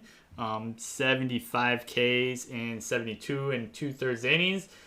And we'll finish up here from a player in 2018. You can use him out of the pen. You can put him in the rotation. You can put him at DH. That's Shohei Ohtani. I mean, we talked about a versatile player before in Sean Figgins and in Darren Erstad, but Ohtani is versatile in a completely different way. He was worth 4 wins. On the mound, he went 4-2 in 10 starts with a 3.3 ERA across just over 50 innings, striking out 11 batters per 9. And at the plate, he had a triple slash of 285, 361, 564. A lot of power there. Let's see, he had 22 home runs. It's very impressive there. And I mean, phenomenal speed, both pitching and running. He is a true unicorn. He was the rookie of the year that year in 2018. So what do you got on this pen? And then we'll save Ohtani for your last comment. Yeah, I was going to say, do we want to talk about Ohtani first or last? Troy Percival might be the angriest pitcher I've ever seen. And not just like he's angry, but like the way he throws the ball. Like if you ever watch Troy Percival pitch, he like is warm up, he's just kind of sitting there, he like just breathes, and he turns, he's just snarling. And his whole motion is just like compressed anger, and he's throwing the ball as hard as possible. Then you followed up with Brendan Donnelly, who's essentially doing the same thing but wearing goggles. And then you have Francisco Rodriguez, who is the same thing but throwing 100 miles per hour. There's a reason, like the Angels, if you throw those 3 together, and they had those 3 in that 2002 run, where Rodriguez is a rookie, Percival's like the old hand, and Donnelly is like this. He's the setup guy. He is a career setup guy for them. Those 3 are just ridiculous. And even just taking the rest of that bullpen, you have those 3, you're pretty good 7, 8, 9 in general going for any game. I agree with you with going with Ramos and De La Rosa in those 2 years, because those years are not very good. And then Hansel Robles, I'm going to throw this out there behind the scenes. Someone's wife said that I'm not allowed to mention the walk-up song that Hansel Robles had because she hates it. But you know what? I'm not afraid to take risks here. His whole thing, credit to the Angels media department for putting together this whole the White Horse with the Undertaker's theme, and they had a different intern each day standing up wearing this horse head and a black robe, and they're just videotaping it as he comes out. Was that the Angels media department, or was that some like random that was kid they got from like UC Irvine as working on some freshman level project there? Oh no, it's the Angels one. The Angels media department is the most online media department I've ever seen. Like they have Ty Buttery, and they like just would put a graphic of melted butter. They're like just completely online, like nothing makes sense, and you're kind of like into it because it's so random. But Hansel Robles that year was kind of ridiculous, and it's kind of sad that he didn't put it together last year. He just recently signed with the Twins, I think yesterday, because outside that 2019 he was He really did not have it at all last year, but that year he was very good. And you add him as like a fourth reliever to that top three, you have a really good bullpen where you're just hoping that Ramos and De La Rosa can eat innings. Yeah, who would you go to? Who would you save for closing games out of those guys? Out of those guys, that's a good question. Rodriguez had the best stuff. And if you're going peak stuff, like peak all time, I think you go Rodriguez. But there's nothing so much like Percival just coming out of the bullpen, snarling at you, just going to town. Like, that was the show in so many ways. Francisco Rodriguez was like a must-watch when he comes in because he's going to throw blazing just right past you. You know what he's going to throw because he's not going to change it on you. But it's on you to try and catch him. And more often than not, you're not able to. And okay. So now let's talk about that unicorn, Shohei. He came to America with a ton of fanfare, a ton of expectations. The Japanese Babe Ruth. He can hit the ball 500 feet. He can throw the ball 100 miles an hour. He can, he's one of the fastest players, and he has shown flashes of it. And he had a great rookie year. He's Rookie of the Year. But then he's had some injuries, which has kept him off the field, kept him off the mound. But this year, he was, he had a very solid year. Made 10 starts, had a bunch of starts at DH as well. And hopefully he can stay healthy enough because baseball fans deserve to watch him play. Yeah, when you watch Shohei, you can see, like, this is a guy who could, like, should be a megastar. And he shows... Even these injury years, like you see him like DH, and he has this just beautiful swing where it's just kind of lazy and it's not very, doesn't seem like there's a lot of motion, but then you look and the ball's gone like 450 feet on just like this it feels lackadaisical, but there's so much power behind it. He's this like super tall guy who also runs incredibly fast and will steal a base on you if you're not watching. And then he's throwing the ball and he's got this motion that kind of works for him and hides the ball really well, and he's throwing 100 miles per hour. You feel really bad that like he's had the scourge of almost every pitcher at this point having to get Tommy John. But it says a lot about who he is that he was able to even contribute like the last few years as a DH primarily. And now it gets into the question of do you keep like trying to have him pitch and hit? Or do you like transition him? Because like in Japan, he was playing in the outfield also. And so you have that as an option. Like, do you transition him fully to a outfielder or like even a first baseman? Because, I mean, I don't know. That spot might be opening up. Who knows? Who can say? But he's so talented, and you see these flashes, especially that rookie year where he was able to pitch for like half the season before he got shut down. Even then was able to hit the rest of the year. Like throwing up 22 home runs in your first year isn't nothing, especially on a team that really doesn't have a lot of protection. It was like Mike Trout and Shohei Ohtani are like your two hitters, and 2018 Albert Pujols is protecting them in the lineup, so it's not the greatest in the world. It's hard to say. Like, Shohei looks, when he's healthy, this one's controversial. He could be a top 10 player when healthy. Well, he's got the tools, and he's got tools that nobody else has. Yeah. I mean, who else can throw the ball 100 miles an hour, hit the ball 100 miles an hour and 500 feet? So, but the consistency is what he needs to show and to prove to be in that conversation among the best in baseball. Yeah. The good news is he's young. And he's not like a lot of the Japanese players that come over. Like, they're coming over like their 27, 28 year. You talk about what could Ichiro Suzuki's numbers in the majors be if he'd come over earlier, for example. Yeah, that's somebody who had 3,000 hits in the bigs. Yeah, and just like there, and then you add like another 1,000 he had in Japan. Like, if he'd come over earlier, how much more could he have grown? So having Ohtani over earlier allows him to grow at that level.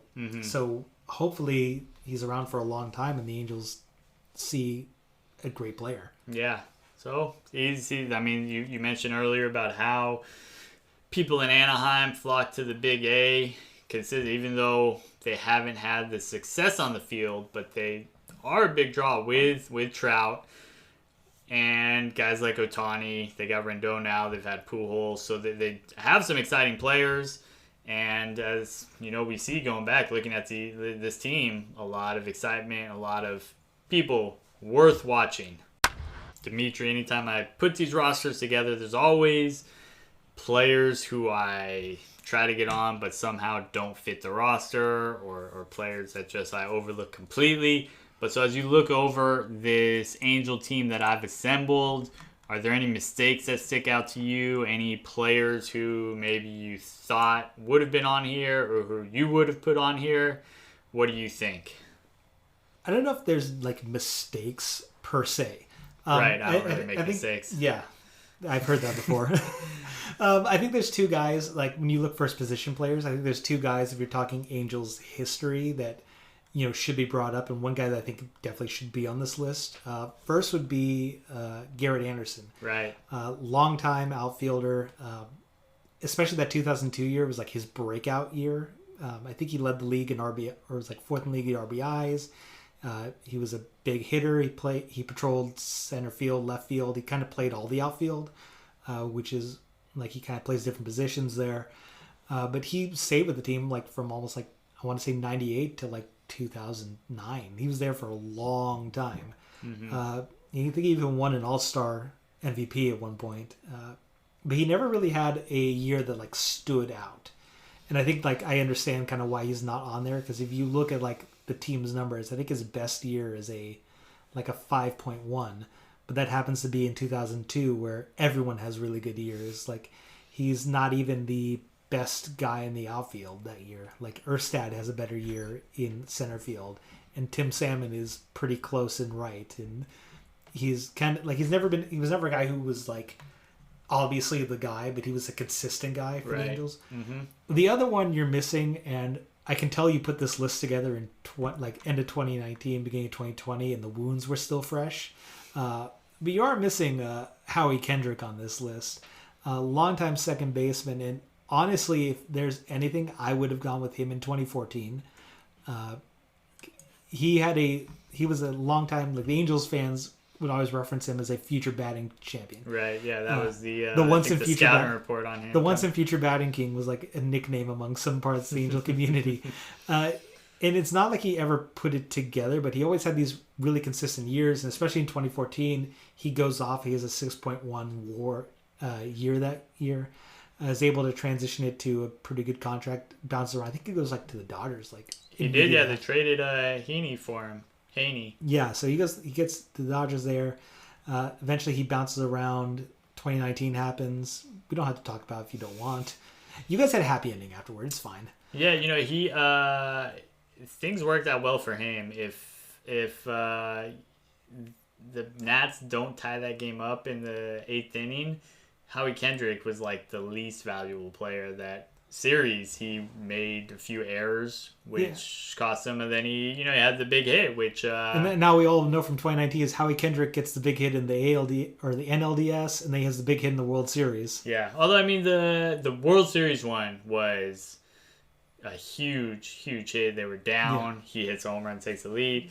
The one in the Game 5 against the Dodgers, I mean, it was he hit a grand slam. I mean, what more could you want? He really just needed a hit. All he had to do was put the bat on the ball. But of course, it's a grand slam. Yeah.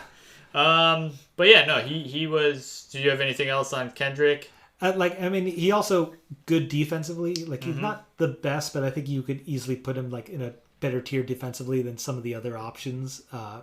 And I would have even had him starting on this team. And we'll get to like my other changes. I think Eckstein, for as much as he exemplifies that 2002 team, I don't know if he makes my squad per se. Kind of reminds me a little bit of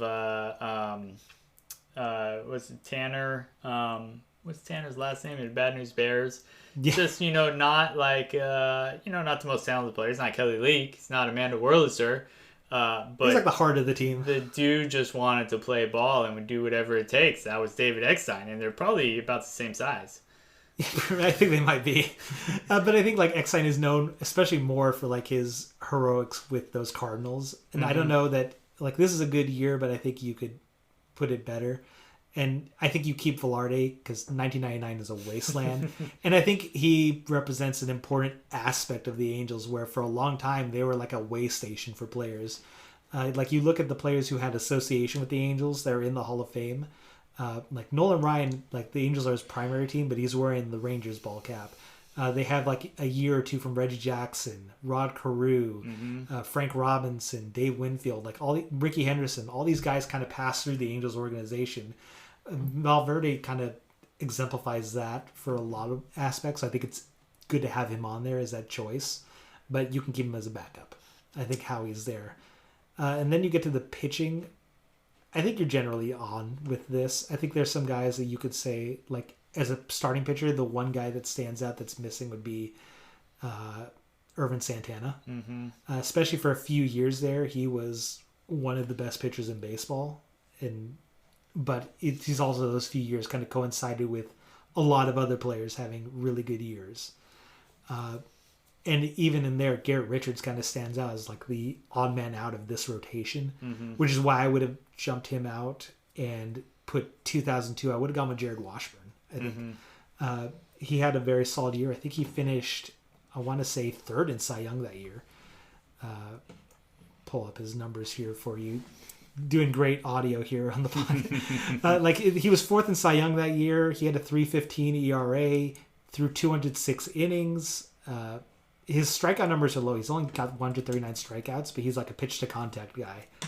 So he has work well with Simmons at short. Yeah, and he has an ERA plus of 141. You know, he's a solid guy there. If you're looking for like a fifth starter, I think you could go worse than with Washburn there. The relievers, I think you're on. I think there's some names that like are missing, but they weren't like standout guys. Like Ernesto Frieri's there for a few years. The one like half year they had Houston Street that they traded for him, and he was actually good. They had guys like Scott Shields was there for a while. Kevin Jepson, Joe Smith, all these guys who were like really good with the Angels, but not like standout relievers. So I think you were pretty good with the relievers as well. Yeah, I think I didn't really have any pitchers on my list as guys you miss on. Santana, yeah, was a guy. Washburn. Going back real farther to the beginning of this, Mark Langston was a guy, but I think his best years were prior to this period. He didn't. Yeah, and that's what you get with Chuck Finley too. Like his best years are definitely before this, where it's good that you have him on there. And even this 98 year, he's pretty good that year, but it's not like his all-time peak. Yeah, and I definitely had Anderson and Kendrick as guys who, I associate so much with the Angels, and they were great players for a long time for the Angels, but just didn't fit out. Anderson in 02 and 03 had a couple. Those were two really good years for him. Guys who I had on the roster but didn't really get their best years, like Troy Gloss hit 47 bombs in 2000, but you have to take Ursad that year. Edmonds was better in 95 and 96, but took other players over him. Then a couple names, Cole Calhoun was a solid player for them. Most of the times I watch Angels play are against the Dodgers, and Calhoun just killed the Dodgers. He would always even on like Calhoun could be having like the worst, like I want to say 2018. He's having like the worst year ever, but all of a sudden they play the Dodgers, and that's exactly what happened. Here's Calhoun. There's his third home run of the game, and now he's throwing a guy out from right field. Yeah, solid player though. And then we've mentioned him, Pujols. Talk about another inner circle Hall of Famer. Now he's at the twilight of his career, but the dude was incredible with the Cardinals, and he had some decent years with the Halos, but I think his best year is at 2012 where he puts up 4.8. But you look at like the best by position each year, and you look at that list, it probably says a lot that Pujols is only on there as a first baseman 4 times. Yeah. In his whole time there. That probably says a lot where you're like, Jeffrey Marte in 2018 had a better WAR and it was minus 0.2. Like CJ Cron for a couple of years was a better first baseman, and Pujols is moving over to DH and he's putting up like negative WAR years. It's one of the more depressing things as an Angel fan. Like I don't think you say you don't spend that money for Pujols at that point, because I mean the Cardinals were willing to spend essentially the same amount, but it just didn't work out. It didn't work out in a way that was less destructive than Josh Hamilton not working out worked, but I mean it just hasn't worked out for the Angels, and luckily the light's at the end of the tunnel there. Yeah, so those are the tough decisions. You know, every time you're putting this puzzle together and you can't get every player you want, but you know, those listeners out there, you may have other critiques. So I want to hear your critiques if you've got them. You know, let me know on Twitter or Instagram what you think of this Angel roster that I've put together, and if I've inspired you to put a roster together, you know, go ahead. Visit the website, boxseatbanter.com. There's a template there. You can download off of Google Spreadsheets and make your own roster, whether it be for the Angels or, you know, any other team. Dimitri, it's time to answer the questions from our listeners. Every week I put it out on Twitter and Instagram, asking for submissions for questions from our listeners. So make sure to follow on both those platforms so you can get your questions in. This week we had 2 questions coming in about Mike Trout. Shocker, since he is, you know, the face of the franchise. He's an okay player, too. Matt Hutchison asks, have the Angels failed Mike Trout? Seems to me that guy could be one of the best ever and deserves more from that team. And along the same lines, Chris Heilman asks, will Mike Trout be the greatest player ever to never win a playoff game? So what do you think on those? Let's go with the second one first, because I think he'll get to win a playoff game, specifically because Major League Baseball has expanded the playoffs and made it much easier for them. And in a best of 3, like, the Angels can steal one of those, right? I think he'll get there, like, at least a playoff game. I think they can win a series. As to the first one... Although, but what about right now? Do you think he's the best player to never win a playoff game? Oh, right now? Absolutely. I don't think there's much after him. Like, when you say he's already I feel even stat-wise, he's already an inner circle guy. Like, if he just retired now, you'd look at his numbers and say, yeah, this guy's comparable with, like, a Mickey Mantle. Mm-hmm. And the other great players, I mean, they may not, a lot of them have World Series rings, and the ones who don't at least have won playoff games. You know, Griffey won playoff games. Yeah, that series in '95. Ted Williams had 1 World Series appearance. They lost in 7 games back in like 46, I want to say. But he at least won a game, because if that, I think that's your biggest competition for Trout. The others, you know, all have rings. So I agree with you. I think right now he's the best to never win a playoff game. I don't think there's even like a clear other option there. It's pretty much him. Yeah, far and away. And I agree with you. I think that he will hopefully win a playoff games to cross it off that list. So then, the next part there, have the Angels failed him? Yes and no. I think the Angels have tried. Like, to give them some credit, the Angels have tried. The first step towards failure. Yeah, and you compare it to like some other teams like that don't really try. Like, they're trying to lose. You think back to like before the Astros became the Astros that we know them now. That's a team that was just throwing bodies out there and trying to lose games and not like helping at all. And like, you have Jose Altuve out there who was by himself and like was this good player on a really bad team. That's a lot of the Angels is the same way, except the Angels are trying. Like, you look at what they did this last offseason. They went out and signed Anthony Rendon to a huge contract. They went out and signed a bunch of these guys, Julio Teheran. They try and get these guys. It just really hasn't worked out, and especially pitching has been like this big Achilles heel. Like, you look at the Angels all-time list, and we talk about how they don't really have a clear number 1 guy who you say like, oh yeah, this is a guy who's been an ace. They haven't really even had a guy you say, yeah, this is a clear top of the order guy in a lot of respects. And just various things have happened over the years, and not just like the Angels have missed out on signings with pitchers. They've had various tragedies. Like, you have Tyler. That's true, yeah. You have Tyler Skaggs more recently, but Nick Edenhart, yeah. And the Edenhart one is maybe more tragic because it just came after his first start, and Angels were huge on him, and that whole thing happens. And that was, he didn't do anything wrong. No, yeah. And so the Angels as an organization like had been almost cursed at the pitcher's mound since then, where you have like now the Angels have the nucleus of a good rotation. Andrew Heaney has kind of gotten over some of his early season or early career stuff. He looks like a competent, like middle of the order guy. Dylan Bundy has shown that if you get him out of the Orioles, he can become a really good pitcher. They had a good year out of him, yeah. Yeah, like if you were picking a 2020 guy for this list, you probably would consider putting Bundy there just because he was like a guy who almost got Cy Young consideration. He was that good. And Griffin Canning is a young arm, local guy of UCLA. You have the nucleus of those three guys where you have, these are starting a good rotation.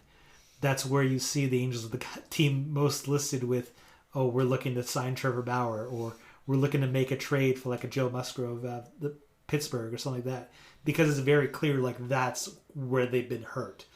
You look at like the fielding, they've tried and they've had good lineups in general. Offense hasn't really been the issue for the Angels. Right.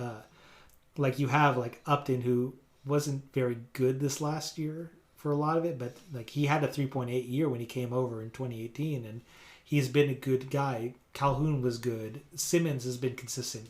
You now have David Fletcher, who's like a do everything guy you can plug in at different spots. Like he had a 4.5 WAR in 2019, playing third base and second and short and all this stuff. Even the husk of Albert Pujols is good for some stuff every once in a while. Like they have the talent at all these spots, and they have all these guys coming up in the organization, like your Joe Adell and Brandon Marsh, all these good players who they think they'll make an impact at the next level, but pitching has been their big like Achilles heel. And that's the unfortunate thing. Like Trout can be the best player, but he can't pitch. Yeah, I think the biggest takeaway from your answer, they were snake bit really with the loss of Aiden Hart and Skaggs. That was a huge impact on them, and that's where they've needed the most help on the mound. But I'm gonna say I think that they have so far failed him. Whether it be bad luck, whether it be players not panning out, or not signing the right guys, but they've had the best player in baseball for several years, and they have not been able to build off of that. So you mentioned some names and the direction where they're going. They may get to a point where they can use him, but so far I think they have. But that can very much change in the very near future. God, you forget that Tim Lincecum was on this team at one point, and like Matt Harvey was like a big offseason signing. Like, Matt Harvey's gonna turn it around because he had that couple game stretch where he came back and looked good. Alex Morales, who was a guest a couple times, threw a bunch of questions out there. He asked about what did Gene Autry really mean to the franchise. We kind of touched on that already. We're going to cherry pick a few of his questions. Did Troy really drink that much coffee? Talking about Troy Percival, and talking about getting amped up. Do you know anything about that? Hey, Troy Percival can do whatever he wants. Who am I to judge a relief pitcher on what they do? I mean, they're already weirdos in general. But like I said, Troy Percival might be the angriest pitcher I've ever seen, and it worked for him. So if he needs more coffee, I can always send him a bag. And caffeine is not a banned substance, so go for it. As much coffee as you want.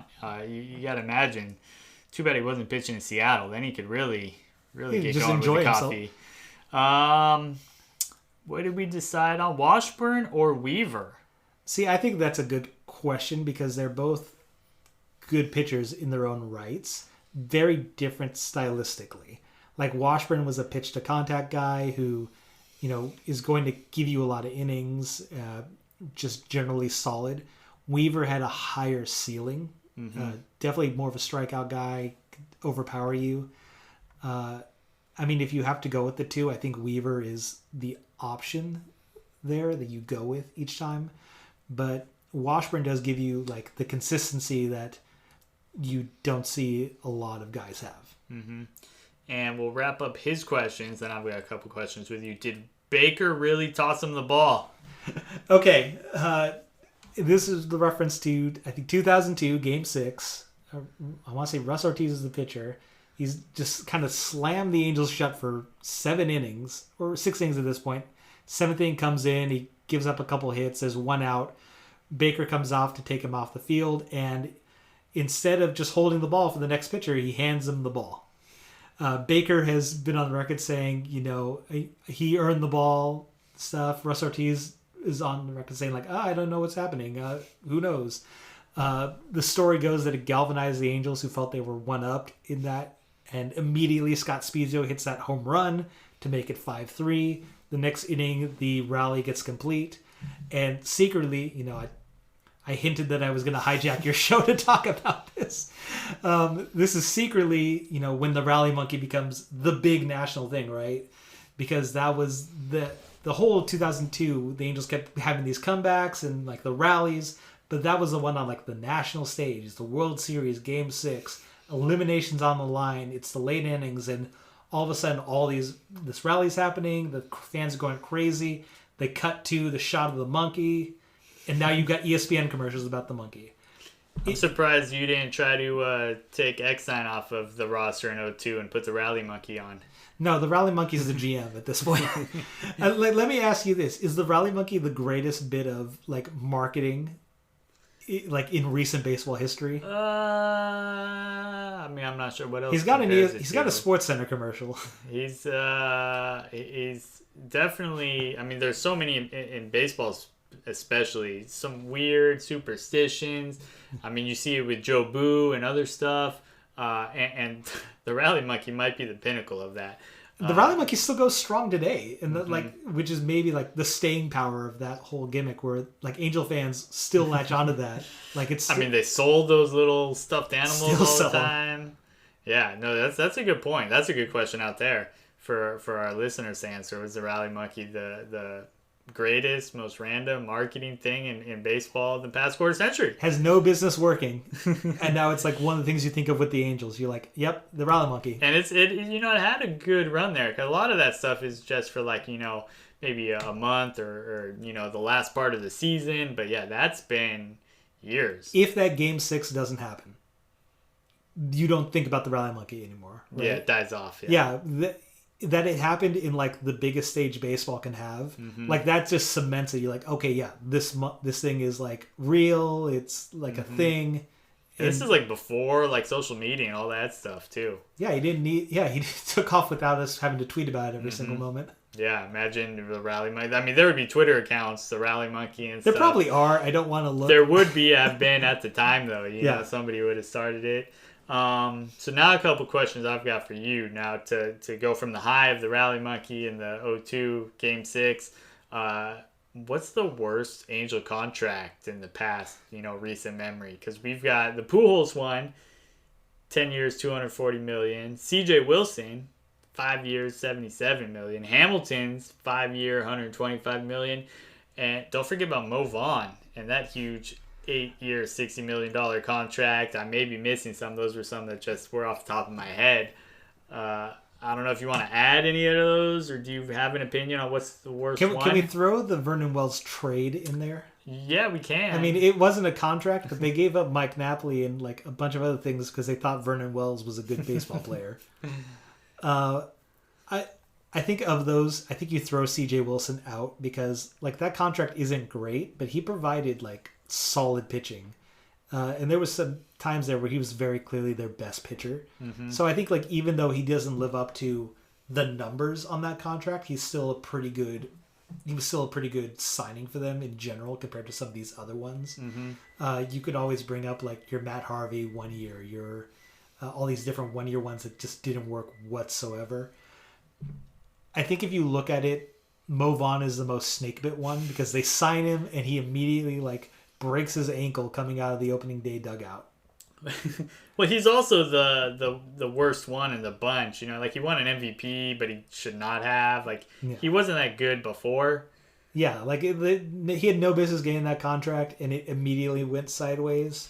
I think the Pujols one is bad in hindsight, but it's one you still sign 10 times out of 10. I think, like, given what he had done to that point, like, even if he only provides so much of that value, it's still a good contract. That he hasn't lived up to that, it's kind of a contract where, unless you're Mike Trout signing it when you're like 27, you're not really going to live up to those numbers. I mean, I imagine you, as a Dodger fan, are kind of like on the back end of Mookie's deal. That's probably not going to look super great, but what you're getting up front is kind of what you're paying for. Yeah, although the difference with that one is, like, Mookie, he plays a position that's more prime, and you can... Also, we know Mookie's age. Yeah. And he's considerably younger than Pujols was at the contract. Yeah, I think you actually, like, if you look at which is the worst ones, I think it's down to Mo Vaughn and Josh Hamilton. Mm-hmm. Well, the Hamilton one, I mean, again, from the outside looking in, it seemed like such a knee-jerk reaction. It was to the Dodgers signing Greinke. Yeah, it was a bad contract signing at the beginning. Like, why did you give him that much money? And the fact that how that whole thing played out with him there, to the point where, like, it was just a bad break and everything. It's where you say, like, yeah, this makes sense as the worst of those two options. I think maybe Mo Vaughn, because none of it makes sense. And that was at a time, I mean, 8 for 60, it doesn't seem that, insane now, but that was in the mid-90s or the late 90s, I think. The late 90s, because he had those Angel, the Disney era uniforms, but that was like a huge contract at that point. He was like, I want to say it was like signed like one of the first things Disney did, and it was like their way of saying, like, yeah, we're going to keep things going. Like, we're going to keep like trying to fight, and then immediately it goes bad. All right, and then the last question, another one I've got for you. What hat does Pujols wear on his Hall of Fame plaque? So I've had this argument with a friend of the program, Charlie, who's on for your Cardinals episode. Mm-hmm. I think if you left it up to the Hall of Fame, he puts on the Cardinals hat. Mm-hmm. I think if you leave it up to Pujols, there's more of a choice. Not only because the Angels went above and beyond on that contract, but also like the 10-year services contract on top of that. Right. Like, they clearly are telling Pujols, like, hey, we want you to be part of us, like, going forward. How much of that Pujols, like, looks back and says, even though I'm not producing anymore, they've still stuck by me. They, for whatever reason, haven't looked to try and get out of that contract. Like, they're still honoring it when, by all rights, they should have tried to find a way out or tried to trade him, right? Something like that. They've stuck by him. I don't know how much that... Pujols has always been a loyal guy. Mm-hmm. So I'm wondering how much, like, that loyalty plays a factor. Mm-hmm. So I think it's more up in the air than, like, your knee-jerk, like, oh, of course he's going to be a Cardinal. But, yeah, I mean, he absolutely should be a Cardinal. If you look at his stats, he's got 3 MVPs with the Cardinals. He twice finished 17th in the voting for the Angels. I mean, 445 home runs with the Cards, 217 with the Angels, 328, 420, 617 slash with the Cards, 257, 312, 448 with the Angels. So, I mean, just looking at it on paper, but yeah, you bring up an interesting point with that 10-year service contract with the Angels that Pujols may be pushing for him to go in with an Angels cap, but in the end, I think it's got to be the Cards. And we talk about loyalty, like I think we talked about before we recorded, like we talked about Nolan Ryan, who had better numbers with the Angels. Like the Angels was his primary team in the Hall of Fame, or he had better numbers with the Astros, but he goes in with a Texas Rangers cap because he played 4 years there at the end of his career, and he's from Texas. So, at the end of the day, like the player's choice kind of helps on that front. So whether Pujols looks at it that way or not is a question. Although, I mean, considering he had the year in St. Louis like 2 years ago, he finally returned and they like rolled out the red carpet for him. Mm-hmm. Like Yadier Molina sitting out there every at bat, he walks in front of the home plate to like just let the crowd cheer for him for like 3 straight days. So maybe that is enough for Pujols to. Yeah. And so again, listeners, make sure to follow on social media at Boxseat Banter, both Twitter and Instagram. You can get your questions in for the next episode. Let's grade the roster now for the Angels that I have assembled. And again, this is kind of grading it against all the other rosters that I've made. So, Dimitri, if you put your teacher cap on and give this team a grade, what do you think you would give it? I think if you look at like the roster, I think the Angels offensively, like those position players, that might be one of the better runs like that you might see on any of these teams, especially because you're able to get so many of these guys at like top level. Even like some of the lesser guys, like you're putting a Mike Napoli out there, but he's still putting up 2 WAR, which is not bad for a catcher. You've got the baseline of Mike Trout putting up 10.5 WAR. That always helps like you look good offensively. So I think offensively this is probably one of your better teams. I think pitching is where this team clearly is going to fall flat compared to some of the other rosters. Like we've talked about, there is no clear frontline ace on this group. The bullpen past 4 names is a little shaky, but those 4 names are really good. I mean, like you have Troy Purcell with 3.4, Brendan Donnelly 3.4, Francisco Rodriguez 3.7. Even Robles has a 2.6 WAR out of the bullpen, which is just like phenomenal stuff for like 4 guys out of your bullpen. But that starting pitching is kind of weak in general compared to with some of those others. I'd say this is probably a B lineup. And you can see like some tweaks to maybe make it a little better, but I think it speaks to how the Angels were as an organization. Even those teams that were winning the division routinely, they still didn't have like those frontline starters that you would see like some other teams have. They were winning with offense, so it doesn't surprise me that the offensive side of this equation is so much better than the pitching side.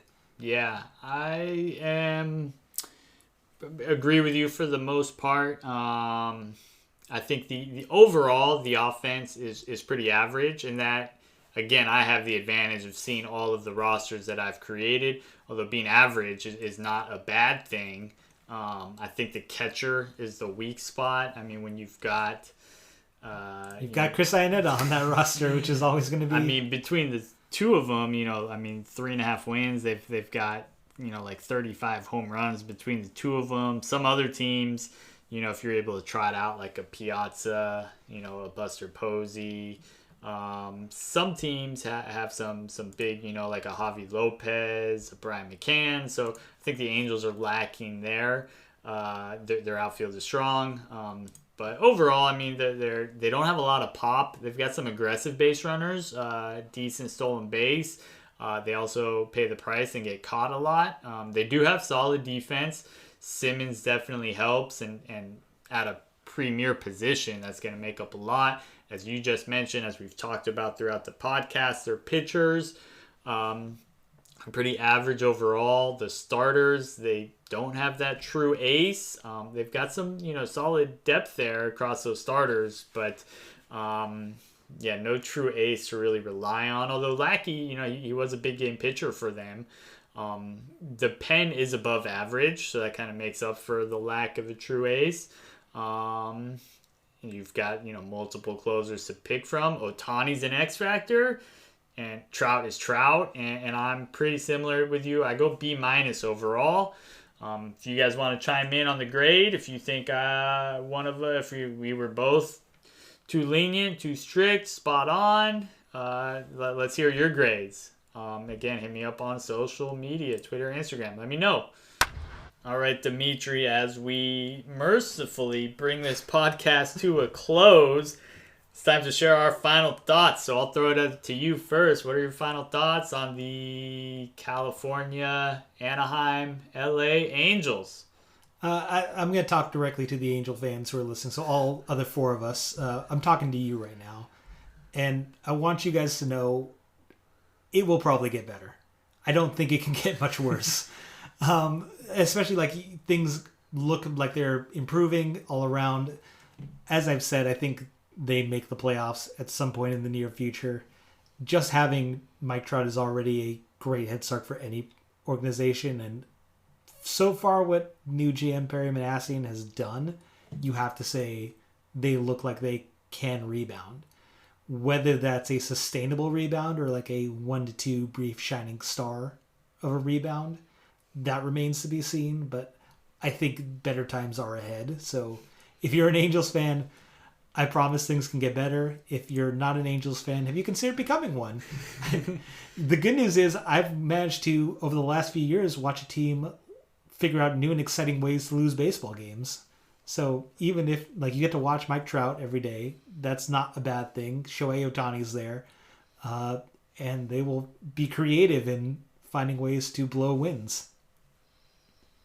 All right, I will sum it up by saying now looking back at this past quarter century, they had a tremendous stretch that first decade of the 2000s. I had forgotten about that. I remember there was a time there, I think in 08, it was either 08 or 09, there was the possibility of a freeway series there for the World Series. Both teams were in the League Championship Series, I think. 08, I know. I want to say... Because I know the Dodgers were in the NLCS in both 08 and 09. I think the I want to say 09. Oh, yeah. That makes sense because the Dodgers had the best record in the National League. Yeah. I think the Angels did in the American League. Yeah. For a few years there, the Angels were the best team in the AL. And I think that speaks a lot to, this team has the resources to get back there. No doubt. Especially, Moreno might spend in weird ways, but he's willing to spend. And I think that's the hallmark of what can help you win in baseball. Mm-hmm.